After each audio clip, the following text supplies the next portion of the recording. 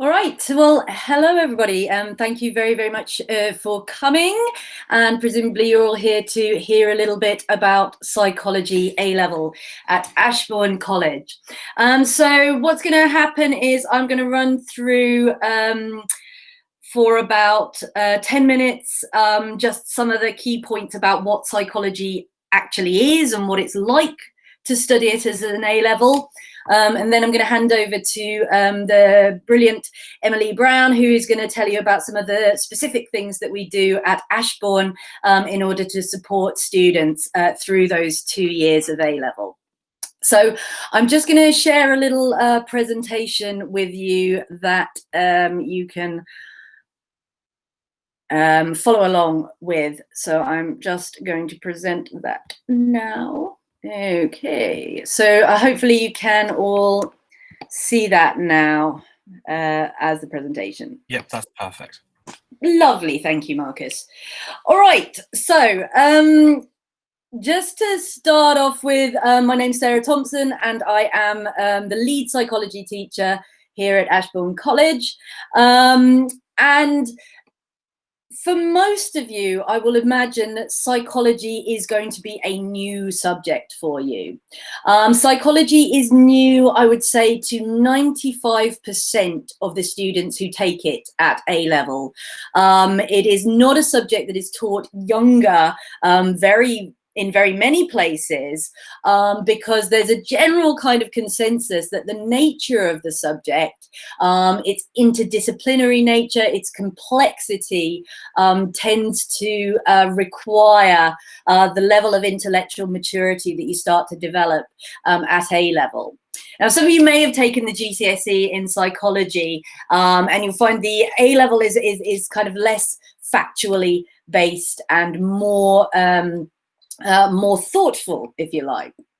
So if you're worried about taking a psychology A-level because you've never done anything like it before, then do not be worried about that, because you are in company with just about everybody else who is taking this A-level. Okay, so firstly, let's kind of address this topic of what psychology actually is.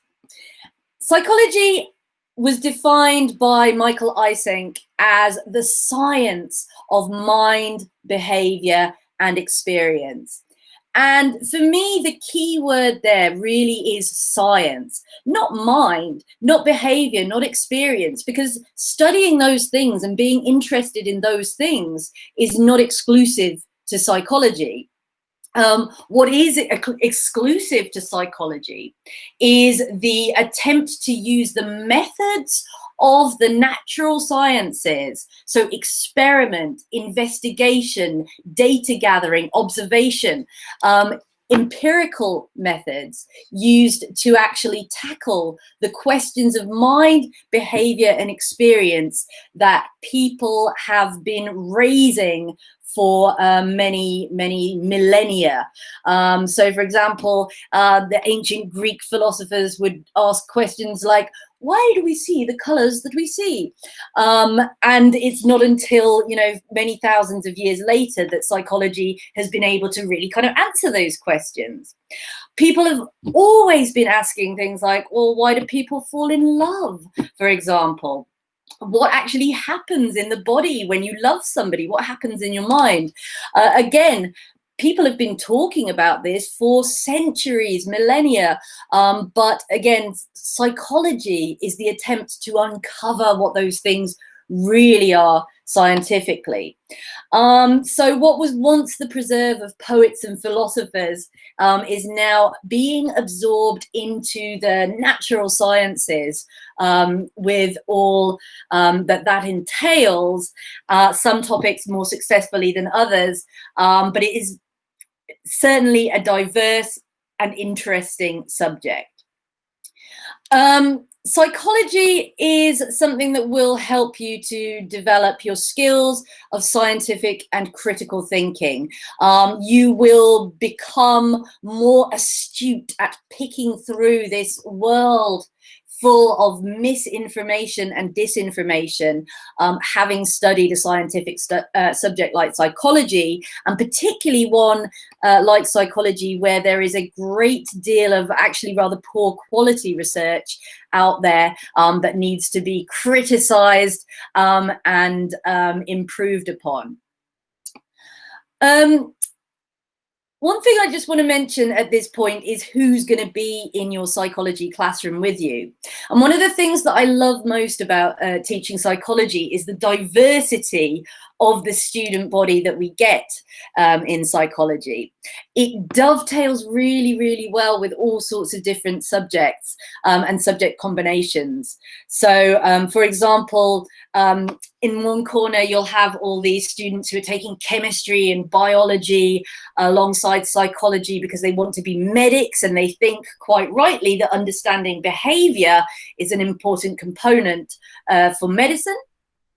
On another hand, you have people studying history and politics along with psychology, and their aim might be to become a lawyer, for example, and they're interested in the criminal mind and the criminal experience, and they're interested in truth, ways of knowing, and how to understand people's experiences with the law and with crime, both as perpetrators and as victims. You also have people maybe who are studying English literature and drama alongside psychology, and those people might want to be actors, and they're interested in understanding how human beings experience emotion and where those emotions actually come from, and what they actually consist of. So it is a subject that lends itself to diversity. And the A-level course really kind of captures this. Now, I don't have time to go through all of the different smorgasbord of topics that you will be studying in psychology A-level, but you are welcome to ask any questions about specific aspects of the course. The psychology A-level kind of is constructed as a diverse set of introductory topics, ranging from attachment, which is the study of emotional bonding. Memory is the study of mental processing and what's actually going on in your mind. Psychopathology, the study of mental disorders, and using the principles of psychology to understand this variety of topics, and also focusing on the research that's been done in each of these topics. So research methods is a key aspect of understanding psychology. If you don't understand how the work was done, then you're not going to understand the psychology that comes out of that work. So the psychology A-level is entirely exam-based. There isn't any coursework. There hasn't been any coursework in psychology for years. And what you are examined on instead is 3 written exams at the end of 2 years. The aim is for you to fulfill 3 assessment objectives. Assessment objectives in terms of understanding and knowing psychology, in terms of being able to apply your understanding of psychological research and theory in new situations, and also your ability to criticize or evaluate the research and theory. We are exam focused. We have a lot of fun along the way, but we are exam focused, and I'm a former senior examiner with AQA myself, and I'm very, very keen to get everybody to their maximum performance level. We're hoping for around 50% A's and A stars in the grades, and we definitely want everybody to achieve at least a C grade or above and go to a good university. Where do students go after studying at Ashbourne? All over the place. A lot of students will be taking psychology as a degree because, you know, once you've got the bug, it's hard to give it up. But as I said earlier, psychology A level does lead to a wide variety of other things. And one of the great things I think about psychology is that it shows that if you successfully completed this course, you are a bit of an all-rounder. You need a level of mathematical ability, a level of scientific ability, and also the ability to write clearly and coherently to make a success of this. So for that reason, psychology A level is a pretty attractive one for various universities. All right, I am going to stop there and hand you over to Emily. So, for those of you who missed the start, I'm Emily. I also teach psychology at Ashbourne. What I would like to talk to you about, and I'm just going to present my screen to you. Thank you, Sarah, for outlining a little bit about psychology and what it's about. Hopefully now you have an idea about the subject. You'd like to hear a little bit about why perhaps you should study psychology as an A-level at Ashbourne, and a little bit about what we offer as a department here at Ashbourne. So first of all, you may already be aware that Ashbourne has a policy, I suppose an ethos of individual attention. Now, what that actually involves in the classroom is that we have very small groups of students. As a rule, we tend not to have more than 10 students, except in exceptional circumstances. So usually that will involve groups of maybe 8, maybe 9 students or less. So there's a few reasons why that's beneficial, actually, especially at this really important point in your education. And for me, probably the most important thing about that is that you build very strong relationships with your teachers. So for me, teaching at Ashbourne, the thing I actually enjoy most about it is that, you know, students call me by my first name, they call Sarah by her first name, and we build very strong relationships because we're able to in that very small group setting. For students, it's incredibly beneficial because first of all, they get to know us very well. They also get an incredible amount of support at Ashbourne, which I'm going to talk about in a moment. But secondly, they get a taste of what it's like at university. Our groups are kind of almost more like a university seminar than a school classroom. And really that's intentional. We want students to get a taste of independence. We want students to get a little bit of a feel of what it's like to be in a kind of group discussion at kind of undergraduate level. So I'm going to talk through both of those things with you. First of all, how will we support you at Ashbourne?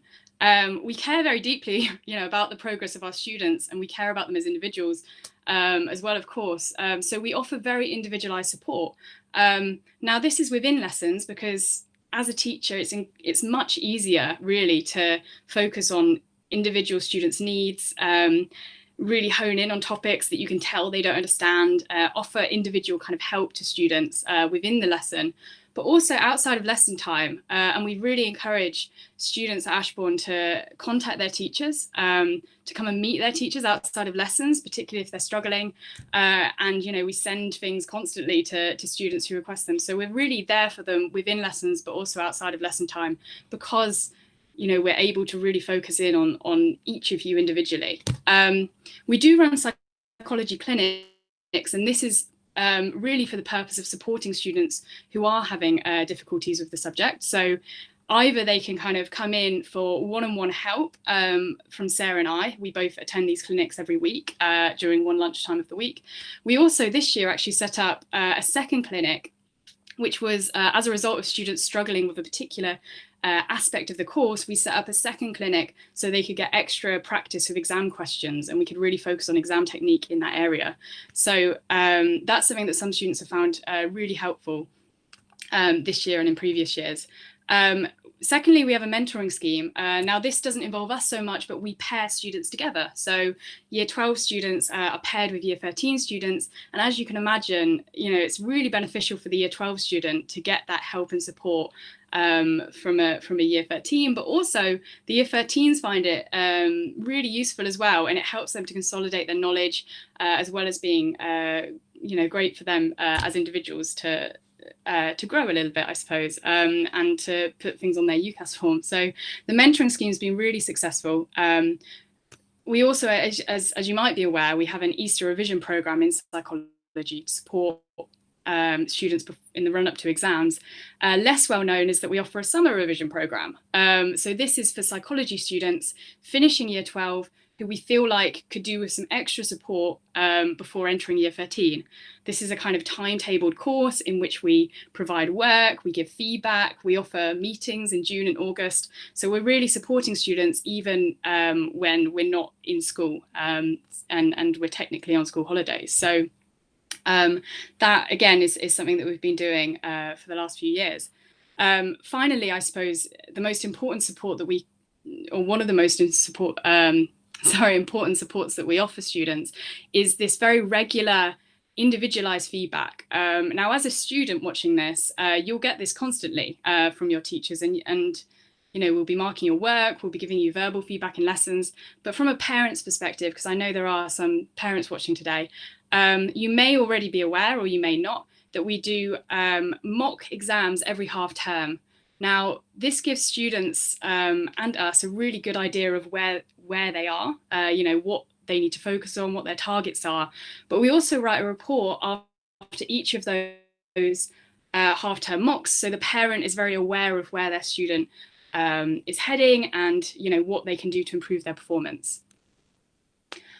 Secondly, we then have how do we challenge you? It's not all about supporting you. Part of the idea of coming to Ashbourne is that you want to be a bit more independent. You want this kind of university style experience. And we do try to emulate that by offering these very small groups in almost the style of a seminar. Now, that means that Sarah and I are able to occasionally kind of branch off from the specification to discuss things with students in a bit more depth and really focus on current up-to-date research and what the students express an interest in. There are other opportunities studying at Ashbourne to dip into undergraduate level content. That includes Psychology Club, which essentially allows students to learn a little bit more psychology outside of the A-level specification. So, for example, it might dip into topics such as bipolar disorder or perhaps the psychology of terrorism or neuroscience and brain surgery within the 19th century. So really interesting topics, the psychology of cults, all sorts of topics which you can speak about in Psychology Club, which runs every week. There may be opportunities as well, as we have done in the past, to attend lectures as part of that.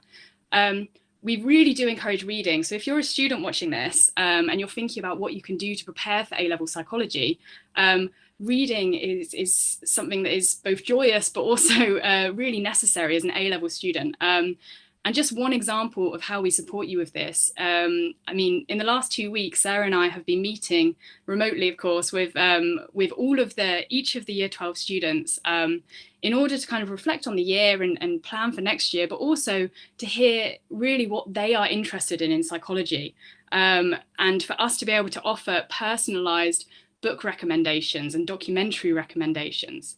So, I mean, I've spoken to students who want to be doctors, they're interested in medicine. So, I've recommended books about neuroscience or psychosomatic illness or neurological disorders. Other students have expressed an interest in forensic psychology or criminology. And I've recommended books about psychopathy or the biological roots of crime, as well as documentaries. So it's really, really a great thing to do already is to start reading and engaging with psychology, but it is something we really support and encourage throughout the 2 years. There's also EBQs. Some of you may have heard of these before, kind of extended projects which we support students with, and often psychology students often choose to do EPQs relating to psychology, and we can offer support with those. We do incorporate designing and carrying out research. So this is something that is very much encouraged in the A-level. We took it a little bit further, during this whole remote teaching lockdown by actually getting students to collect their own data, design their own research and collect data, and then to write an undergraduate level report about it, as well as kind of undergraduate level essays that they're writing as well. So we really were pushing students into that kind of university realm.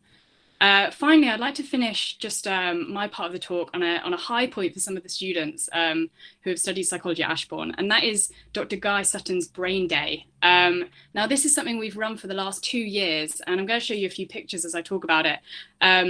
So essentially, this Brain Day, it's a one-day introductory tutorial in neuroscience offered by Guy Sutton, who's been a professor at the medical school in the University of Nottingham, but also has been very heavily involved in research into neuroscience, as well as other areas such as forensic psychology.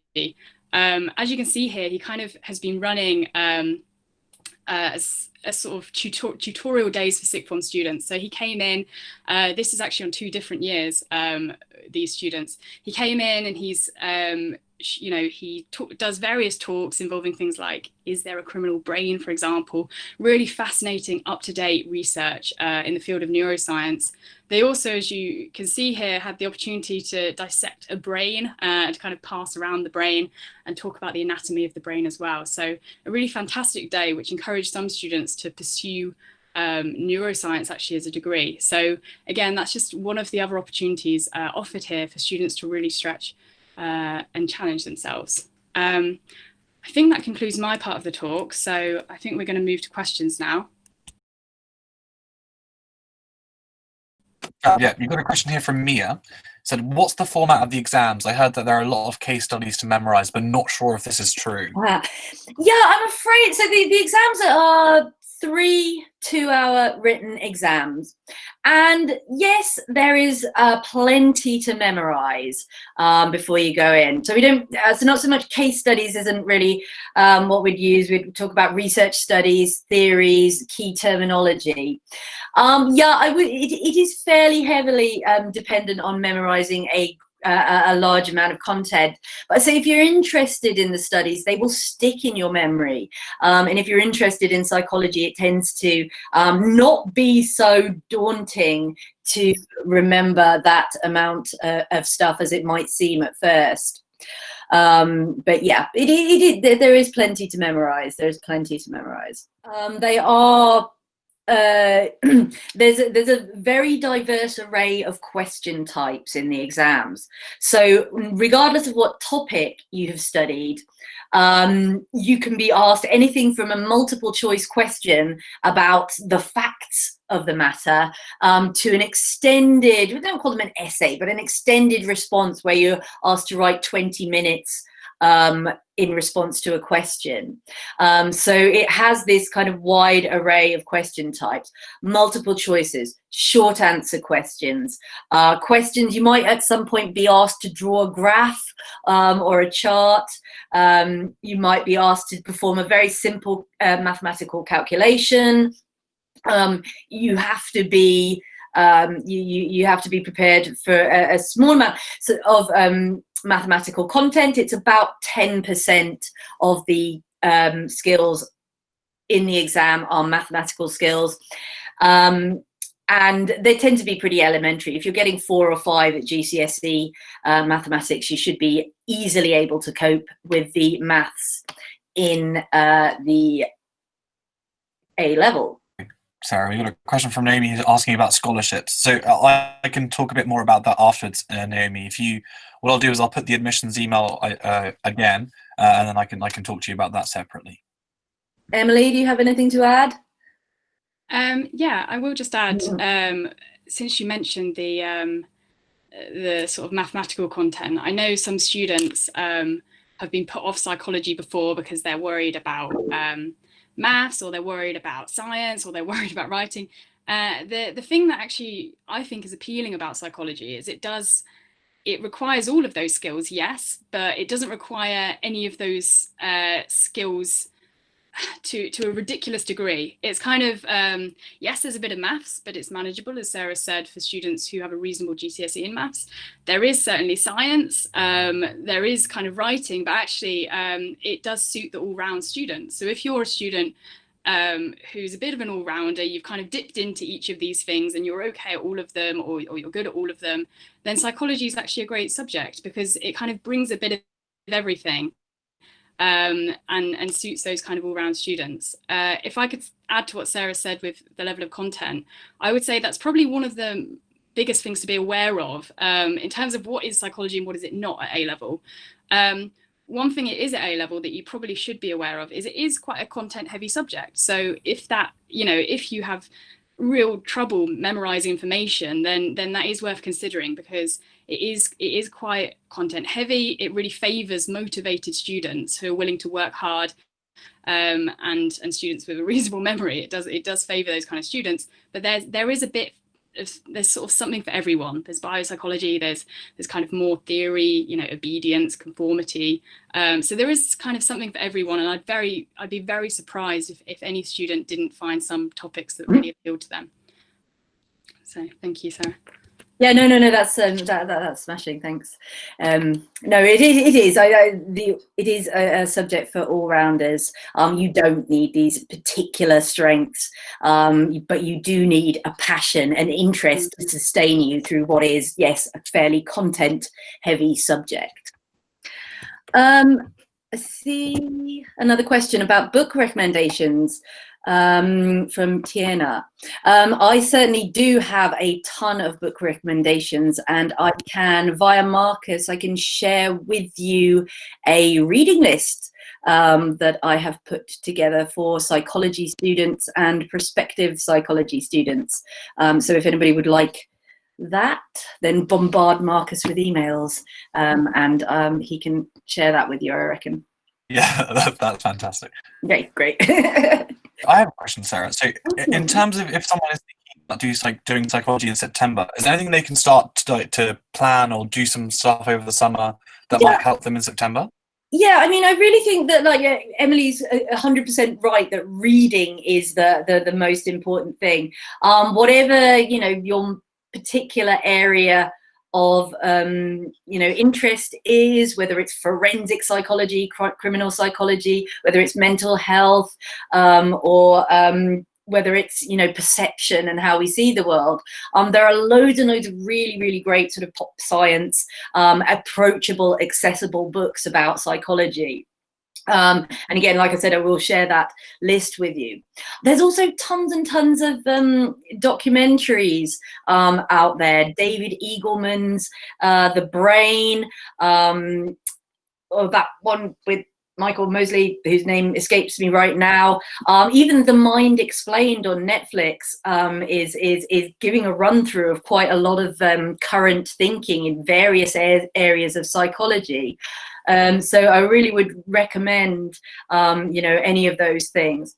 Reading in particular, though, you know, by the time you get to university, you've got to be a good writer. You've got to be a good formal writer if you want to succeed, and you will get that way by doing more reading wherever possible. I think there's one more question from Mia. What is a typical offer for a psychology degree, and how is it different to sociology? It's not a silly question. Not at all. So I don't know if you want to take that one, Sarah. Yeah, I totally can. So depending on where you want to study, psychology degrees are generally very unfussy about what A levels you actually have taken. Most psychology courses in the UK have the requirement that you've taken one science A level, which includes psychology. There are a few courses, some of the more sort of scientific technical courses, where they want more than one science A level. So I think King's and UCL might fall in. Actually, not King's, scratch that. UCL certainly falls into that category. So psychology, mathematics. In terms of the grade requirement, it depends on the university, but typically it can run from A-star AA from the elite institutions, Oxford, UCL, down to through a lot of universities where AAA is requested, through to ABB. But usually they aren't that fussy about what A levels you've actually done. And like I said, there are a lot of good combinations when it comes to psychology. Now, the second part of your question, how psychology is different from sociology, is essentially the thing I was trying to get at in the beginning of the talk, which is that psychology is an experimental science. So yes, there's overlap. Both psychologists and sociologists are interested in understanding humanity and why it does the things they do. But firstly, psychology is much more focused on the individual rather than the societal level. So in psychology, you're doing everything from single neurons in the brain through to group interactions. But sociology is sort of largely focused on the sort of broad patterns of change within societies. Secondly, psychology is much, much more experimental. We are tinkerers. We are trying to figure out how things work by setting up experimental situations, watching how people behave in those situations, and then sort of you're just tinkering with one variable at a time so we can pinpoint exactly what the cause was of that behavior in that situation. So essentially, psychology wants to be a natural science like chemistry and biology. Sociology is quite happy being a social science, so more akin to I don't know, economics and human geography and those sorts of lovely things. But there is overlap. There is overlap. And there was actually a question that I think we missed it from Fung about, I've already chosen my 4 subjects for A-level. However, I'm quite interested in psychology. Are there any extra programs that I can take part in? It's not too late to change your mind. You know, no, so I mean, for a start, anybody is welcome to turn up at Psychology Club. You do not have to be studying psychology in order to come to the Psychology Club. So if you were at Ashbourne studying other subjects, you would be more than welcome.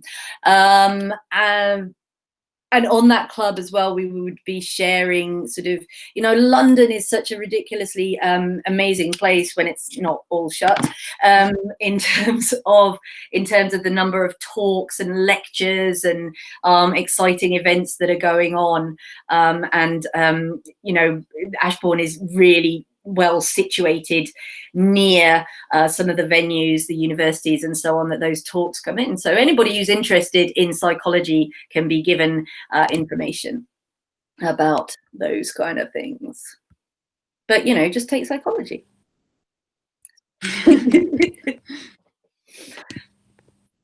Okay, so if there are no more questions, but thank you so much, Emily and Sarah, for helping us today. We really enjoyed your talk.